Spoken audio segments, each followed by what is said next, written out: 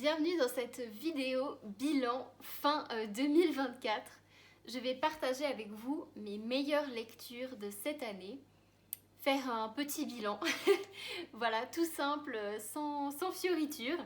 Donc on va commencer tout de suite, c'est parti. Cette année, j'ai lu 47 livres, ce qui est vraiment très peu.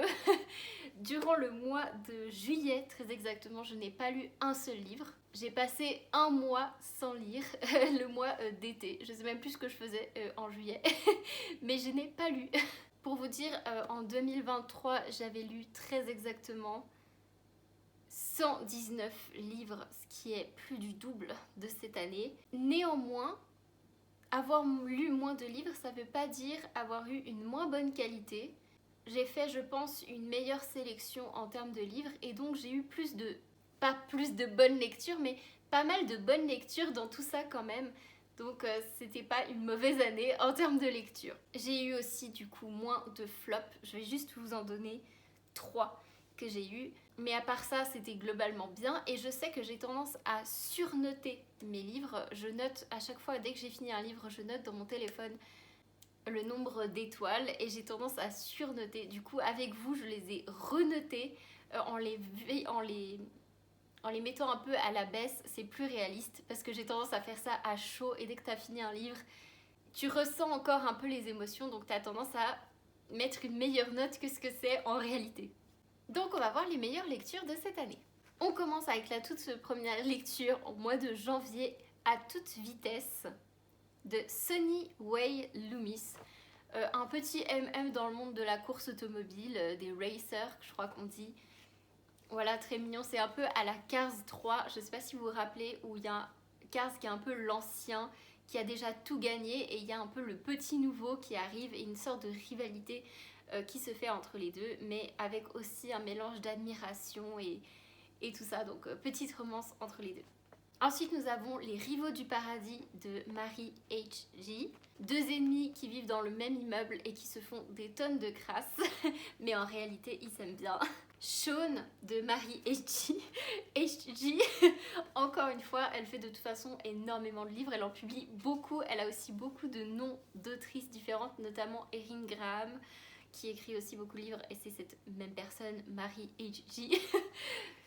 Shaun, c'est aussi une romance MM, donc là pour l'instant on n'a que ça, qui se passe un peu dans le monde de la réinsertion. C'est un ancien délinquant qui a ouvert un restaurant et ça fonctionne très bien, et comme il s'en est sorti grâce à ça, maintenant il accueille d'anciens délinquants pour les remettre dans la société, leur redonner, en fait les réinsérer dans un monde sans délinquance, par la cuisine, par apprendre à cuisiner, etc.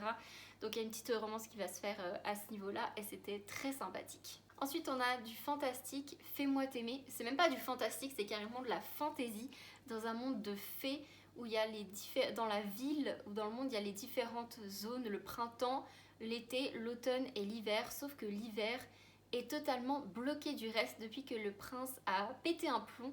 Il a totalement barricadé la section hiver, ce qui crée de gros problèmes avec les autres régions. Et donc il y aura un mariage arrangé entre le roi de l'hiver et une du printemps, je crois, une fée du printemps. Et ça va se passer dans ce monde très obscur et très froid. Et c'était très bien, j'ai mis 4 étoiles parce que il manquait un truc pour que ce soit le coup de cœur et que ce soit génial, mais c'était un très bon livre que je peux que vous recommander si vous aimez les fées, si vous aimez la fantaisie, avec des bons développements de personnages, très sympa. Ensuite on a Sur le bureau, qui est une toute petite romance qui se passe au bureau, au travail, entre un patron et son assistant. Et son assistant, en fait, il est très renfermé, très timide, il a une anxiété sociale très forte, et c'est un peu le sujet du livre, cette dichotomie entre un homme qui est très sûr de lui en privé mais qui en public n'est pas du tout capable de parler ouvertement, et l'inverse, un patron qui extérieurement a l'air d'être très confiant et très sûr de lui alors qu'à l'intérieur il a besoin de soutien et d'amour. Et c'était très mignon, très court, et ça allait droit à l'essentiel, et en fait ça m'a vraiment marqué parce que c'était une petite lecture parfaite, sans prise de tête, qui m'a beaucoup plu. Si vous aimez ce genre de choses. Say You Swear. Ça se passe sur le campus. C'est un petit Friends to Lovers. avec aussi au milieu une petite histoire d'amnésie. Si c'est un truc qui vous branche, franchement, elle est très bien faite. Je trouve qu'avec l'amnésie, ça peut facilement casser, mais là, je l'ai trouvé très bien et ça a été un coup de cœur cette histoire. Parfaite pour l'été, parfaite si vous êtes à l'université ou si vous avez envie d'y aller en livre. Ensuite, on a Ton emprise de Lily Degaigne. Et si jamais je ne dirais pas toujours le nom des auteurs parce que je vais oublier, donc c'est mis dans la barre de description, vous n'aurez qu'à voir le nom du livre et à côté il y aura son auteur ou son autrice qui sera noté, pas de souci. Donc Ton emprise, ça se passe en prison, en tout cas la première partie, c'est entre une gardienne de prison et un prisonnier. Voilà, rien que ça, je pense que tout est dit, sauf que c'est un prisonnier, je crois qu'il a été emprisonné à tort, ce qui enlève un petit côté à l'histoire, et il est très type professeur d'uni avec des lunettes et je t'apprends à lire en prison, ce genre de personne. Ensuite, on a Brille pour toi, qui est plus une histoire d'amitié qu'une histoire d'amour, pour changer un peu, qui m'a fait pleurer comme une madeleine et dont je me rappellerai, je pense, très longtemps. Et qui avait une chanson dans l'histoire qui est vraiment top et je réécoute très souvent, de N.A.L. Ensuite, on a Top Secret de Serena Bowen et Elle Kennedy. Elle Kennedy, je pense que beaucoup d'entre vous la connaissent. Elle est très douée en écriture, donc Top Secret, c'est pareil, ça se passe à l'université. Une petite romance secrète entre deux mecs. Voilà, vous voyez, fraternité, on vit tous dans la maison entre mecs et tout, et du coup, il faut vraiment se cacher parce qu'il y a vraiment un peu de l'homophobie. C'est un peu le monde un peu sportif. En gros, c'est un secret. Recherche blaireau pour foirer mes vacances en famille. C'est du fake dating. Si vous aimez le fake dating, je pense que de toute façon vous êtes déjà tombé sur ce livre à un moment donné. Très chouette, très sympa, mais j'ai mis 3 étoiles et demie parce que je trouve qu'un des personnages masculins n'évoluait pas assez bien pour moi, ou en tout cas c'était pas assez...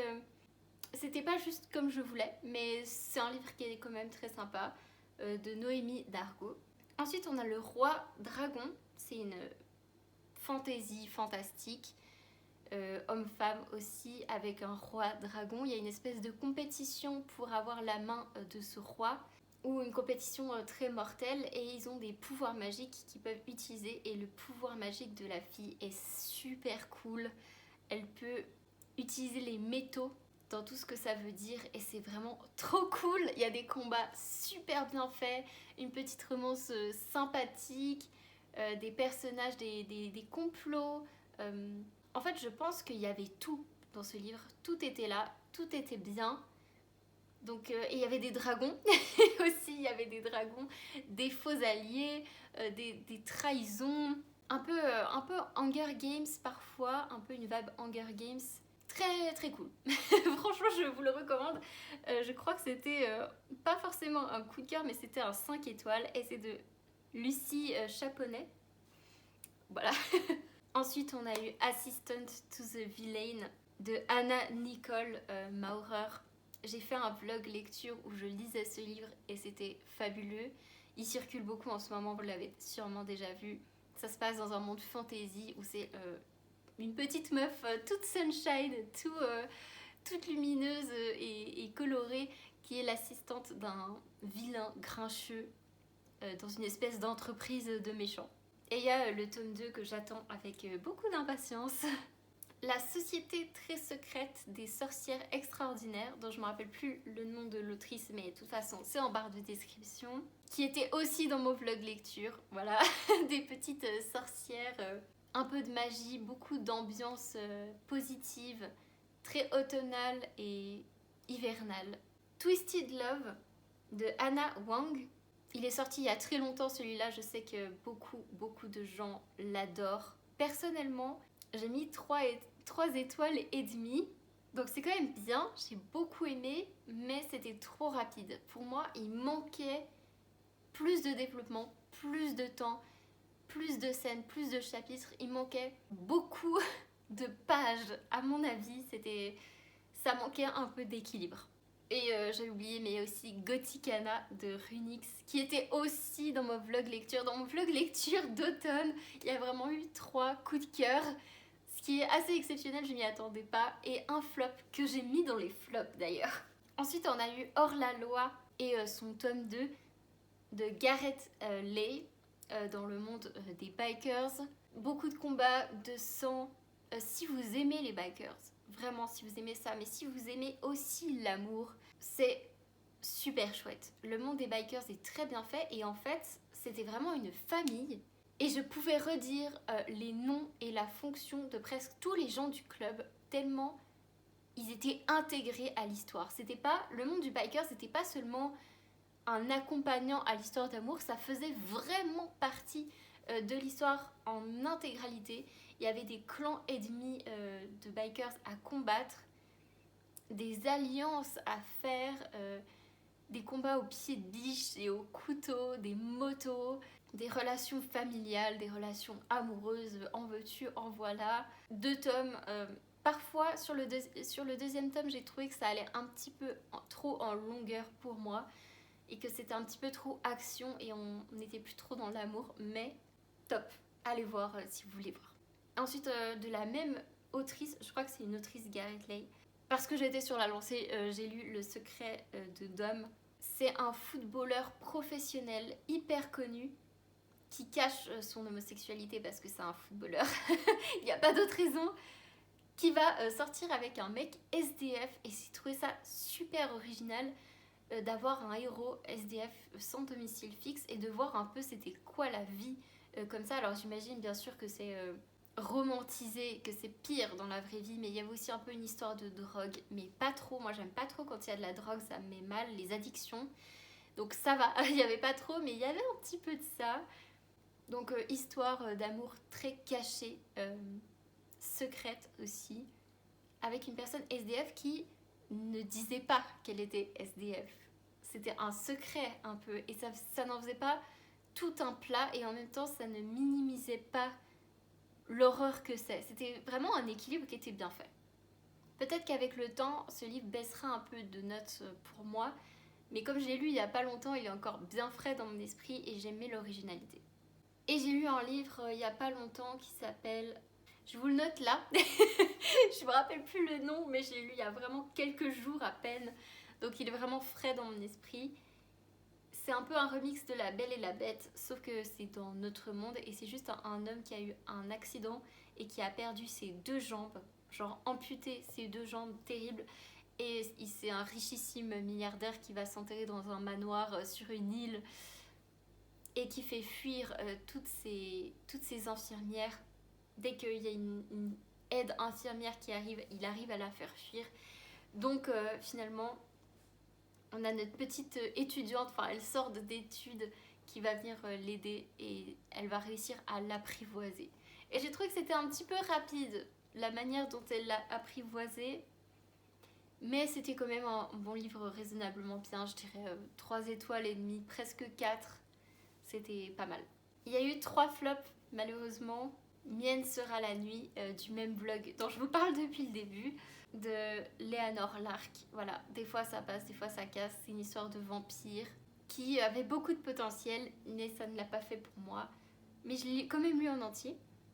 Eternus de Anna Wendell, aussi une histoire de vampire, mais plus genre catacombe, Dracula, société secrète de vampires, très bizarre, avec une ambiance très bizarre. Et pourtant j'ai lu les 2 tomes et j'ai bien aimé et j'ai pas aimé. Et j'ai adoré et j'ai vraiment détesté et pas vu l'intérêt. Je pense que d'une scène à l'autre, mon avis changeait complètement. Donc franchement, je l'ai mis dans les flops parce que c'est plutôt globalement un flop. Mais voilà, j'ai quand même lu les 2 tomes, je sais pas pourquoi. Il y avait un truc, mais je sais pas lequel. Et c'est très dark, hein. C'est une dark romance très dark si jamais. Et ensuite, À travers ta voix de Marine Hope. C'est une histoire d'amour cette fois avec un homme aveugle. Et ça, j'ai trouvé ça super cool qu'un homme aveugle tombe amoureux de son infirmière peut-être ou de son aide à domicile peut-être, je sais plus ce que c'était, mais j'ai même pas fini le livre tellement c'était nul. Oh, c'était vraiment trop nul, pardon.